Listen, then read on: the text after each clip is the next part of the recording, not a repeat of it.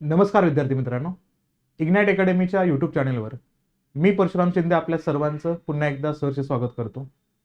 बऱ्याच वेळा असं होतं की सुप्रीम कोर्ट काही सेन्सिटिव्ह असणारे केसेस आहेत का त्याच्याबद्दल डिसिजन घ्यायला किंवा तो असणारा खटला चालवण्यासाठी बऱ्याच अंशी नाकारतो आणि तिथं तो गव्हर्नमेंटला सांगतो की ही रिस्पॉन्सिबिलिटी तुमची आहे.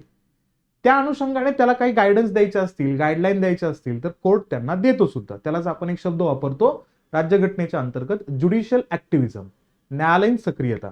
न्यायालय बऱ्याच अंशी केंद्राला, राज्यांना कायदा तयार करत असताना कशा पद्धतीने रिॲक्ट केलं पाहिजे, कोणत्या प्रोसिजरला, कोणत्या असणाऱ्या घटनांना समोर आणलं पाहिजे, या गोष्टींबद्दल गाईडलाईन देत असतो. आता ते मानायचं की नाही हे सगळं संपूर्ण डिपेंड आहे कोणावरती, त्या राज्यावरती आणि केंद्रामध्ये. मग आता सध्या 2026 हे वर्ष खूप मोठ्या पद्धतीनं गाजतंय. ते म्हणजेच काय तर मॅन्स्ट्रुअल असणाऱ्या लिव्ह बद्दल किंवा मॅन्स्ट्रुअल असणाऱ्या हायजीन बद्दल, मासिक पाळीबद्दल.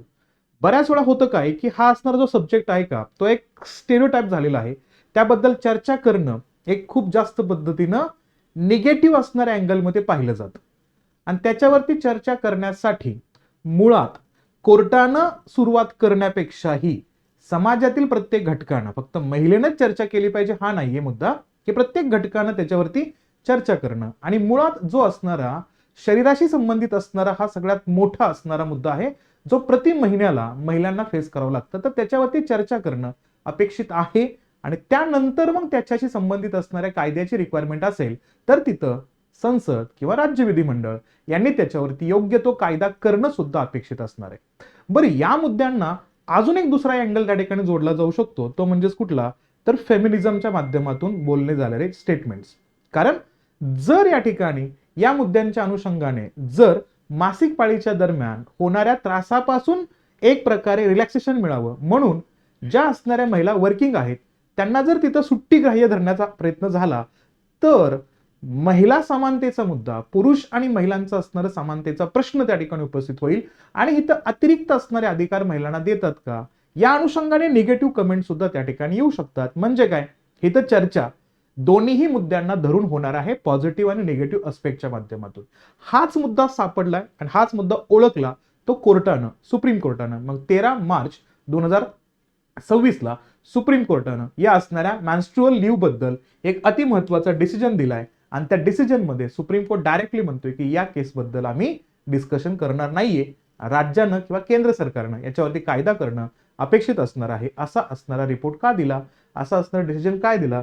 आणि जानेवारी 2026 मध्ये मॅन्स्ट्रुअल हायजीन जो आहे ना, स्वच्छतेचा असणारा जो संदर्भ आहे का, तो एक हक्क आहे, महिलेचा हक्क आहे त्या अनुषंगाने असणाऱ्या वुमन्सचा, तर तो रेफरन्स कलम नंबर 21 अंतर्गत समाविष्ट करून याला मूलभूत हक्काच्या अंतर्गत मेन्शन केले. हे काय दोन्ही केसेस ते आपण थोडंसं आजच्या सेशनमध्ये डिस्कस करूया. ठीक आहे.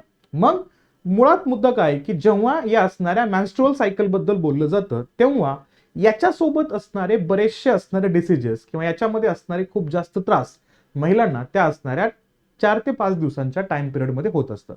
मग याचा रेफरन्स पाहिला तर याच्यामध्ये कोणकोणते या ठिकाणी येतात तर याच्यामध्ये येतो तो म्हणजे कुठला तर मेनोरेग्रियाचा उल्लेख याच्यामध्ये येतो, जिथं काय होतं या ठिकाणी हेवी मेन्स्ट्रुअल असणारे ब्लिडिंग्स होतात. म्हणजे ब्लिडिंग खूप मोठ्या प्रमाणात होऊ शकतं, अशा असणारे प्रॉब्लेम्स, असे सिम्पटम्स खूप जास्त पद्धतीने येऊ शकतात.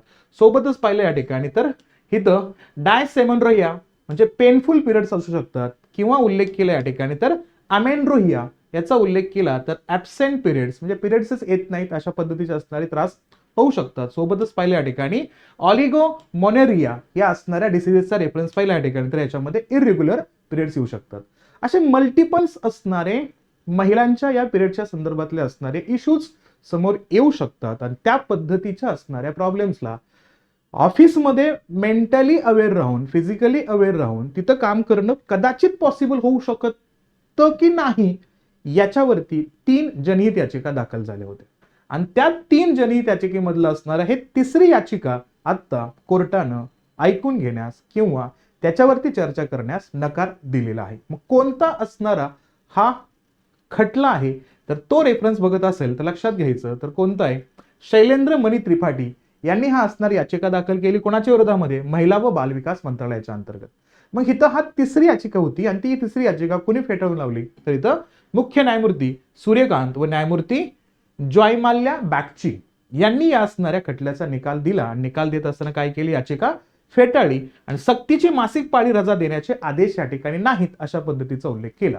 या असणाऱ्या मासिक पाळीच्या दरम्यान सक्तीची रजा मिळावी. आता एखाद्या असणाऱ्या ऑफिसेसमध्ये तिथं म्युच्युअल अंडरस्टँडिंगच्या माध्यमातून तिथल्या असणाऱ्या बॉसनं तिथल्या असणाऱ्या कर्मचाऱ्यांना सुट्टी देणं हा असणारा पार्ट वेगळा, आणि सक्तीचं प्रत्येक असणाऱ्या मंथमध्ये ते स्पेसिफिक असणाऱ्या दिवसांच्या अंतर्गत सुट्टी घेणं आणि सुट्टी ते कायदेशीररित्या असणं हा मुद्दा खूप वेगळ्या पद्धतीने येऊ शकतो. याच्यावरती चर्चा होताना आपल्याला दिसते. मग सुप्रीम कोर्ट काय म्हणतोय की मासिक पाळीची रजा सक्तीची करण्याची मागणी करणारी जनहित याचिका आता फेटाळण्यात आलेली आहे. मग ही याचिकेच्या बाबतीमध्ये स्पष्टीकरण देत असताना सक्तीच्या रजेचा कायदेशीर आदेश दिल्यास काय होईल, महिलांच्या रोजगारीच्या संधीवरती विपरीत परिणाम होऊ शकतो आणि लिंगभेदाच्या असणाऱ्या ठोकळेबाजीवरची कल्पना अधिक बळकट होऊ शकते आणि इथं भेदभाव खूप मोठ्या पद्धतीनं होऊ शकतो असा संदर्भ याच्यामध्ये मांडण्याचा प्रयत्न केला जातोय. उल्लेख कसा केला जातोय की न्यायालयानं कारण काय दिली याच्यामध्ये, न्यायालय म्हणतोय जर अशी सक्तीची रजा दिली तर काय होईल, महिलांना कामावर घेण्यामध्ये लोक टाळाटाळ करू शकतात. सोबतच उल्लेख केला महिलांना कमी सक्षम दाखवणारे असणारे लिंगभेदाचे ठोकळेबाज विचार हितं अधिक दृढ होऊ शकतात. म्हणजे महिला कॅपेबल नाहीयेत, काम करताना त्यांना या पद्धतीच्या असणाऱ्या त्रासाच्या अनुषंगाने सुट्टी घ्यावी लागते, म्हणजे ते पात्र नाहीयेत, त्यामुळे लोक काम देण्यासाठी त्या ठिकाणी टाळाटाळ करू शकतात आणि महिलांना महत्वाच्या जबाबदाऱ्या देण्यामध्ये नियोक्ते काय करू शकतात, या ठिकाणी कचरू शकतात. म्हणजे प्रत्यक्षात काम द्यायचं की नाही याबद्दलचा मुद्दा येऊ शकतो. म्हणजे जर न्यायालयानं या पद्धतीचा असणारा डिसिजन दिला आणि हित मासिक रजेच्या अनुषंगाने हा असणारा मुद्दा जर समोर आला तर याचे पॉझिटिव्ह सोबतच निगेटिव्ह इम्पॅक्ट सुद्धा खूप मोठ्या प्रमाणात होऊ शकतात.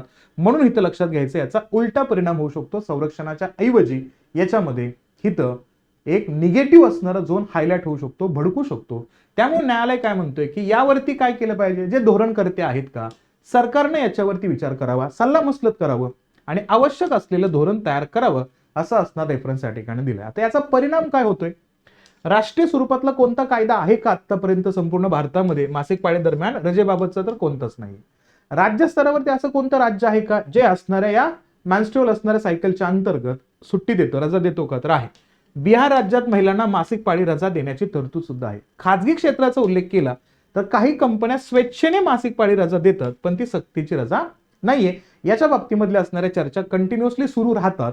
मग याच्यामध्ये फायदे आणि तोट्यावरती असणारी चर्चा होतच राहते. मग तो उल्लेख केला फायद्यामध्ये समर्थकांचं मत काय येते, सुट्टी असणं आवश्यक का आहे, महिलांच्या आरोग्य व सन्मानाचं संरक्षण त्याच्यामध्ये होणं गरजेचं आहे, जैविक गरजांची दखल असेल, आजारपणामुळे होणारी अनुपस्थिती कमी होते आणि कार्यस्थळी समावेशकता वाढू शकते. हा पॉझिटिव्हिटीच्या अनुषंगाने आलेल्या मतांचा उल्लेख याच्यामध्ये येतो. तोटे काय असू शकतात, न्यायालय आणि टीकाकारांचं मत आहे नियोक्ते महिलांना कामावर घेण्यामध्ये टाळाटाळ करू शकतात. लिंगभेदाचे असणारे जे काही ठोकळेबाज आहेत का ते विचार अधिक बळकट होऊ शकतात की महिला कॅपेबल नाहीयेत, त्या पद्धतीचे मुद्दे येऊ शकतात आणि महिलांच्या कारकिर्दीच्या संधी काय होऊ शकतात, मर्यादित होऊ शकतात आणि पुरुषांविरुद्धचे असणारे जे भेदभावाचे मुद्दे आहेत का ते खूप जास्त पद्धतीने हायलाइट होऊ शकतात, हे लक्षात घ्यायचं. आणि त्याच्यावरती महिलांसाठीचा याचा अर्थ काय, विद्यार्थिनी आणि कर्मचाऱ्यांचा उल्लेख केला.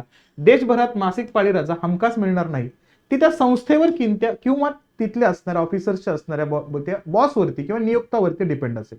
भविष्यातील दिशा कशी आहे की याच्यावर चर्चा केली पाहिजे, सरकारनं सल्लामसलत केली पाहिजे आणि त्या अनुषंगाने हा निर्णय झाला पाहिजे. ठीक आहे, मग तुमचं मत काय हे मला कमेंट सेक्शन मध्ये द्या उत्तर या ठिकाणी, की खरंच या असणाऱ्या मेन्स्ट्रुअल सायकलच्या दरम्यान सुट्टी रजा देणं आवश्यक आहे का, त्यावरती तुमचं मत हो किंवा नाही, आणि ते नाही का त्याचं रिझन, हो का याचं रिझन तुम्ही तुमच्या पद्धतीनं कमेंट सेक्शन मध्ये देण्याचा प्रयत्न करा.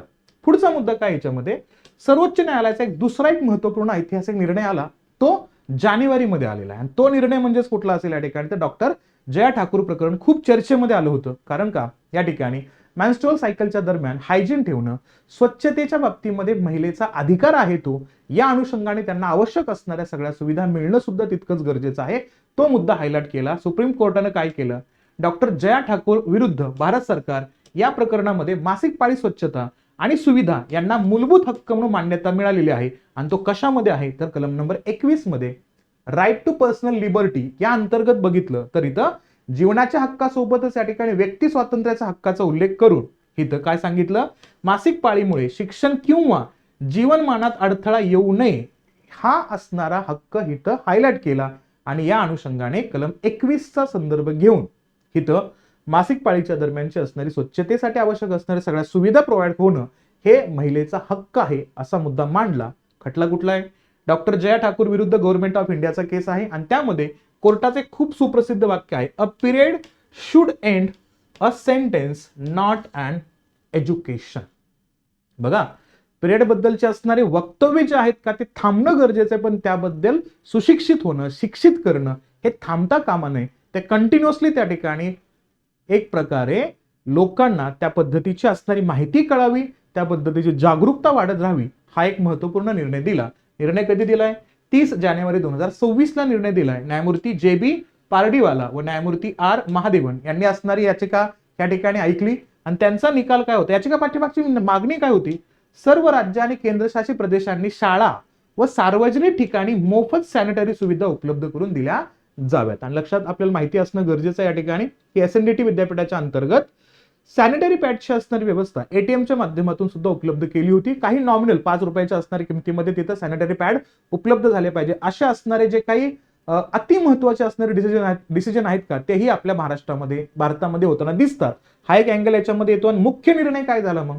मासिक पाळी स्वच्छता ही कलम 21 अंतर्गत जीवनाचा हक्क आहे आणि शिक्षणात अडथळा येऊ नये म्हणून अनुच्छेद 21A अंतर्गत शिक्षणाचा हक्क जोडला जातो. मग शिक्षण घेत असताना या असणाऱ्या इशूंमुळे शिक्षणामध्ये खंड पडू नये त्या अनुषंगाने सुद्धा कलम 21च्या अधिकाराच्या माध्यमातून हितं स्वच्छतेचा असणारा अधिकार महिलेचा आहे तो हितं सुप्रीम कोर्टाने मान्य केलेला आहे. परिणाम काय? शिक्षणात बदल होईल. मासिक पाळीमुळे होणारा ड्रॉपआउट आहे, अनुपस्थिती आहे आणि कमी करण्यासाठी शाळांमध्ये स्वच्छता सुविधा बंधनकारक केल्या तर अनुपस्थित राहण्याच्या मुलींची संख्या कमी होईल. धोरणात्मक परिणाम काय होईल?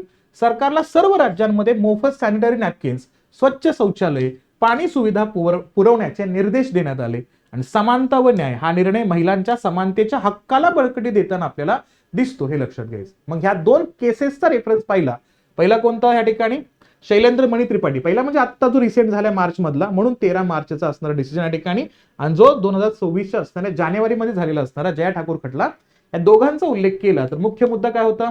शैलेंद्र मणी त्रिपाठींचा असणारा तिसरा PIL होता, तिसरी असणारी जनहित याचिका. तो मुद्दा होता सक्तीच्या मासिक पाळीच्या रजेचा उल्लेख या ठिकाणी येतो. न्यायालयाचा दृष्टिकोन काय? न्यायालयाने म्हणले की हा धोरणात्मक विषय आहे, सक्तीची रजा रोजगारावर विपरीत परिणाम करू शकतो. आणि इथं जया ठाकूर खटल्यामध्ये काय झालं? मासिक पाळी स्वच्छता व सुविधेचा संदर्भ येतोय आणि न्यायालयाने स्पष्टपणे मान्यता दिली की हा मूलभूत हक्क आहे, सरकारला पायाभूत सुविधा पुरवण्याचे निर्देश त्या ठिकाणी देण्यात आलेले आहेत, तर हा संदर्भ याच्यामध्ये असेल. या दोन्ही असणाऱ्या मुद्द्यांमध्ये मूलभूत हक्काचा संदर्भ हायलाइट झालाय. एका ठिकाणी रजा कायदेशीर पद्धतीने आणणं हे कदाचित महिलांच्याच हक्कावरती गदा येऊ शकते असा निकाल या ठिकाणी न्यायालय देताना दिसतोय. आणि दुसरीकडे स्वच्छता ठेवणं या पद्धतीचे असणारे मुद्दे महिलांचा अधिकार आहे, तर त्यासाठी आवश्यक असणाऱ्या सगळ्या सोयी सुविधा स्टेटनं पुरवणं आवश्यक आहे. असे असणारे दोन्ही खटले 2026 मध्ये चर्चेमध्ये आलेले आहेत. याबद्दल तुमचं मत काय हे नक्कीच कमेंट सेशन मध्ये द्या. सेशन आवडला असेल तर लाईक करा. आणि हा इश्यू खूप महत्वाचा आहे, सगळ्या असणाऱ्या मुलींना, सगळ्या महिलांना हा मुद्दा कळाला पाहिजे. त्या अनुषंगाने ज्या ठिकाणी तुम्ही असाल, शालेय शिक्षक घेत असाल, तर तिथं जया ठाकूरचा असणाऱ्या केसचा रेफरन्स देऊन तुम्हाला ही मागणी करता आली पाहिजे. स्वच्छतेचा हक्क आहे तुमचा आणि त्या अनुषंगाने हे मागणं आवश्यक असणार आहे. तर आपल्या असणाऱ्या माता भगिनींसाठी हा असणारा खटला स्प्रेड करा, जास्तीत जास्त असणाऱ्या लोकांपर्यंत हा मुद्दा पोहोचू द्या. आणि सेशन आवडलं असेल तर लाईक करा आणि जास्तीत जास्त विद्यार्थ्यांपर्यंत आपल्याला शेअर करायचंय.